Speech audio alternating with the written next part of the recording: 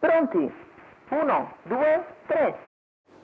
L'errore di Alissa Trio, quello di Afrodite B, mentre si avvantaggia subito Asia Numero Tri che 2 Alissa conquista la Trio testa nei confronti squalificato. di Aspramare Ama, Numero che 6 insiste a largo, Afrodite poi si B accoda diverse rotture. squalificato.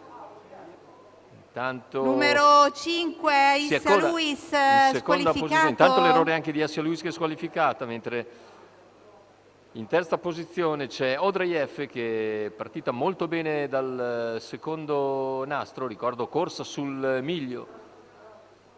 Il quarto iniziale se ne va in 29,8 per Asia Tri che continua a guidare nei confronti di Aspramare Ama. In terza posizione c'è Audrey F che precede Ambra Griff, poi Applewise AS.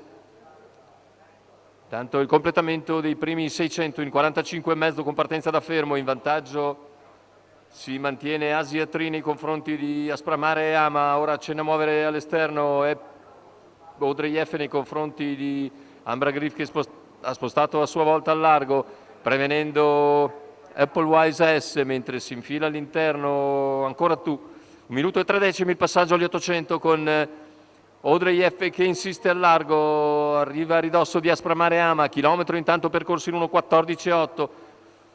Al largo anche Ambra Griff, senza per il momento riuscire ad agganciare i primi tre. Ora Audrey F va con maggior decisione su Asia Tri, la impegna al paletto dei 400 finali, il parziale in 14 secco. Ora si ingamba bene anche Ambra Griff, anticipando Applewise AS. In vantaggio ancora Asia Tri, ma avanza con decisione sia Audrey F che all'esterno in terza ruota Ambra Griff, che però si getta di galoppo. Passa così Audrey F nel finale.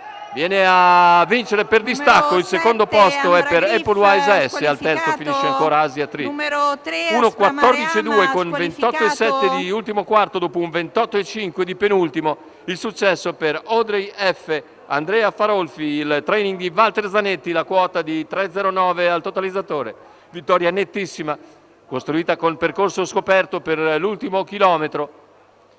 E quindi successo meritato per Audrey F che ritorna così alla vittoria dopo un periodo sfortunato. Il secondo posto per Applewise, mentre al terzo finisce Asia Tri.